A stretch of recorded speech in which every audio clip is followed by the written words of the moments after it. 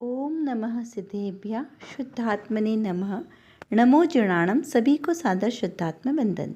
आज पौष कृष्ण अमावस का यह शुभ मंगल पावन दिवस है और प्रतिदिन प्रसारित होने वाले संदेश में से आज जो संदेश प्राप्त हुआ है वह बहुत ही सुंदर संदेश आचार्य अमित गति देव द्वारा विरचित यह सुंदर ग्रंथ के आधार से लिया गया है, जिसका नाम है तत्व भावना।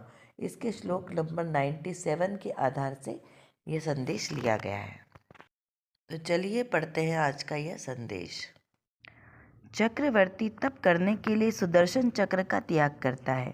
उसमें सज्जन को कुछ आश्चर्य नहीं लगता, क्योंकि वह तप साधुओं को अविनाशी अनुपम मोक्ष संपत्ति देता है। परंतु परम आश्चर्य तो यह होता है कि यदि कोई साधु तप को छोड़कर इंद्रिय विषयों को ग्रहण करते हैं तो यह महान भयंकर संसार समुद्र में अनेकों दुख देता है। यह बात बहुत ही आश्चर्यकारी है। यहाँ पर आचार्य देव बताना चाहते हैं कि जैसे कोई चक्रवर्ती है, उसके पास 6 खंड का वैभव है, यानी अटूट संबंधा 96,000 रानियाँ। कितनी? 96,000 रानियाँ। तो सोचो वो 96,000 रानियों का परिवार कितना बड़ा होगा, क्योंकि सभी राजाओं की रानियाँ बेटियाँ हैं, तो उनका परिवार और पूरा 6 खंड यानी पूरा विश्व जिसके हाथ में हो, जिसका अधिपति हो, ऐसा चक्रवर्ती कहलाता है। और उनके पास एक दिव्य चक्र होता है, सुदर्शन चक्र, जो अजेय होता है। उसका सुदर्शन चक्र के आगे कोई भी राजा नहीं टिक सकता, राजा को अपनी हार माननी ही पड़ती है। ऐसा यह अद्भुत शस्त्र है। और उसमें उसके बाद भी यदि वो चक्रवर्ती अपना समस्त वैभव छोड़कर तपस्या करे, किसके लिए? अविनाशी सुख को प्राप्त करने के लिए। तो इसका क्या अर्थ समझना कि वो 6 खंड का इतना अद्भुत वैभव भी किसी कार्य का नहीं है, उससे कुछ और अलौकिक पद चाहिए होगा। और वो चक्रवर्ती को वैभव कितना होता है उसका? दिव्य। कानों से सुनने की शक्ति 12 योजन, आँखों से देखने की शक्ति 9 योजन, और किसी और की भी बात सुननी हो उसको तो सब 9 योजन 12 योजन दूर की बातें उसे सब सुनाई आ जाती है। उसकी चक्रवर्ती की सेना, चतुरंगी सेना, विशाल सेना, यानी अद्भुत वैभव जो हमारी समझ से, सोच से परे है। इतना अद्भुत वैभव होने के बाद भी उनको उसमें सुख की अनुभूति नहीं हो रही। तो यानी सुख कुछ और है और इससे भी कुछ ज़्यादा अलौकिक सुख है। तो वह ऐसे अविनाशी मोक्ष सुख को प्राप्त करने के लिए ये सारी संपत्ति छोड़कर साधु होते हैं। तो यहाँ पर कहा कि उसमें तो कोई आश्चर्य नहीं है, क्योंकि जो मोक्ष की संपत्ति है वो है ही इतनी अद्भुत अलौकिक, अभ्युदय सुख को, निःश्रेय सुख को देने वाली। तो उसको प्राप्त करने के लिए सांसारिक तुच्छ सुख किस काम के? क्योंकि जो चक्रवर्ती है वो इनको कैसे समझते हैं? जड़ संपदा को धूल के समान जानकर उनको छोड़ देते हैं। लेकिन यदि कोई साधु होकर और 5 इंद्रिय के विषयों की इच्छा करे और उसके लिए अपनी साधना छोड़ दे, तो आश्चर्य की बात है। क्यों? क्योंकि वो साधु उस मोक्ष सुख को नहीं समझ पा रहा जो उसे प्राप्त होने वाला है। तो यह महान भयंकर समुद्र, संसार समुद्र के अनेक दुखों को देने वाला है। कौन सा? ये 5 इंद्रिय के विषयों का सुख। यदि कोई साधु अपनी साधना को छोड़कर 5 इंद्रिय सुख की इच्छा करे, उसमें लीन हो जाए, उसमें तृप्त होने लगे, तो वो संसार दुखों का कारण बनता है। तो इस प्रकार इसमें कोई आश्चर्य नहीं है। क्यों? क्योंकि ये तो सत्यार्थ बात ही है ना कि 5 इंद्रिय के विषय संसार का कारण है और संसार में दुख है। इन 5 इंद्रिय के विषयों से विरक्त होकर अपनी आत्म तत्व में अनुरक्त होना सच्चे सुख की प्राप्ति करने का सच्चा साधन है। एकमात्र यही साधन है जो शाश्वत सुख को उत्पन्न करने वाला है। तो क्या करना चाहिए हमें? कैसे भी कर कर तत्वाभ्यास करके तत्व निर्णय करना है कि मैं एक आत्मा हूँ और सारा सुख मेरे ही आत्म स्वभाव में है। मेरे आत्म स्वभाव से बाहर कहीं पर भी सुख नहीं है, रंच मात्र भी सुख नहीं है। तो मुझे मेरे आत्मा में जो सुख है वो कैसे प्राप्त होगा? कैसे उसका लाभ मुझे प्राप्त होगा? तो एकमात्र ज्ञाता दृष्टा स्वभाव रहने से, एकमात्र परद्रव्य से भिन्न अपने आप को अनुभव करने से, परद्रव्य से खस स्व में बस, तभी आएगा अतीन्द्रिय आनंद का रस। तो एकमात्र अपने आत्मा में निमग्न रहना, परद्रव्यों से ज्ञाता दृष्टा का भाव होना कि मात्र मैं परद्रव्य को जानने वाला हूँ, किसी भी परद्रव्य का कर्ता भोक्ता मैं नहीं हूँ। इस प्रकार की अनुभूति करने से, निर्णय करने से, अनुभूति करने से सच्चे सुख की प्राप्ति होती है।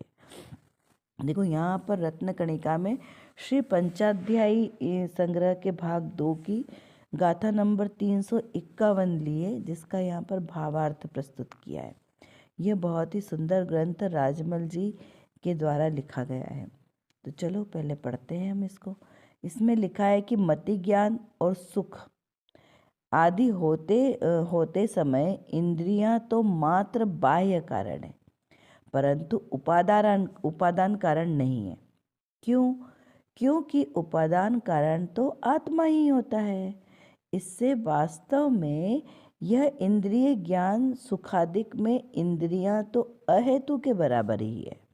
देखो, मृतक अवस्था में इंद्रियों के रहने पर भी इंद्रिय ज्ञान का सुख होता ही नहीं है। होता है क्या? कभी किसी ने मुर्दे को ये अनुभव करते हुए देखा कि मेरे आसपास मेरे परिवारजन कितने मेरे जाने का दुख शोक मना रहे हैं? क्या किसी ने अनुभव करते देखा कि उसको दुख हो रहा है कि अरे मेरी पत्नी रो रही है, मेरा बच्चा रो रहा है? नहीं देखा ना। क्यों?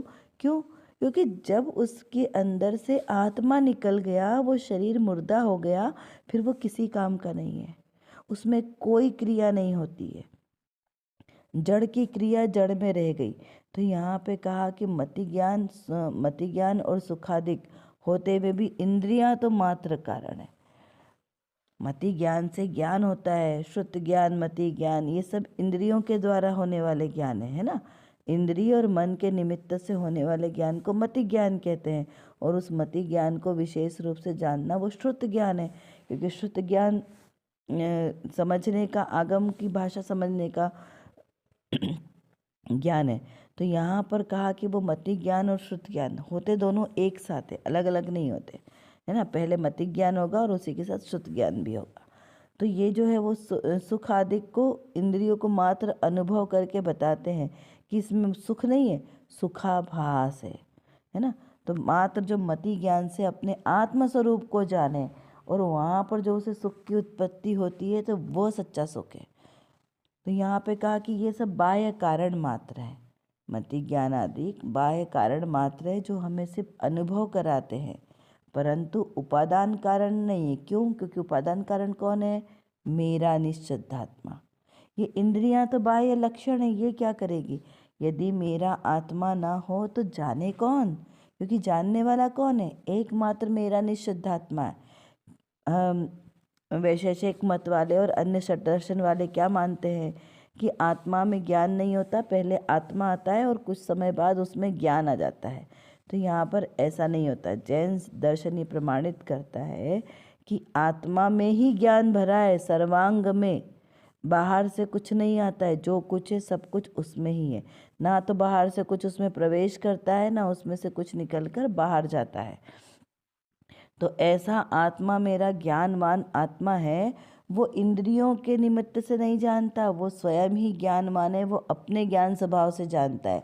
लेकिन 5 इंद्रियों की उपस्थिति होने पर उसे जो ज्ञान हुआ, तो ऐसा निमित्त कहने में आता है कि इन इंद्रियों के माध्यम से ज्ञान हुआ।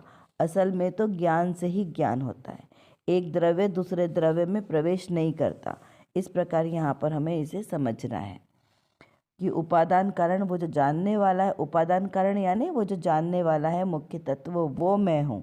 इस प्रकार हमें यहाँ पर समझना है, क्योंकि उपादान की मुख्यता है। यदि उपादान में कमजोरी होगी, उपादान सच्चा नहीं होगा, तो आत्मा नहीं जान सकता। चलिए कुछ प्रश्नों के माध्यम से थोड़ा सा चिंतन धारा को बढ़ाते हैं। आत्मिक सुख कैसे प्राप्त होता है? इंद्रिय सुख या अतीन्द्रिय सुख क्या है? मृतक अवस्था में इंद्रियों के रहने पर भी इंद्रिय ज्ञान का सुख क्यों नहीं होता? इसका विचार करें। देखिए, आंखें देखती है तो क्या ज्ञान हमारा वो क्या करता है? आँखों से देखते हैं या ज्ञान से देखते हैं या कुछ और ऐसी शक्ति है जिसके आधार पर हम देखते हैं, इसका विचार करते हैं। कहते हैं ना वो लोगों के 3 नेत्र होते हैं, तो वो 3 नेत्र कौन सा है तीसरा नेत्र, इसका विचार करना है। सच्चा सुख कैसे प्राप्त होता है, हमारे लिए सबसे ज़्यादा प्रयोजनभूत कि सच्चा सुख प्राप्त करना है तो उसे कहाँ से प्राप्त करें।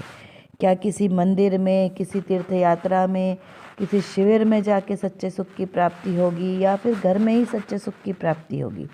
घर में होगी तो कौन से घर में होगी, अपने घर में होगी कि दूसरे के घर में होगी, इसका हमें विचार चिंतन करना है।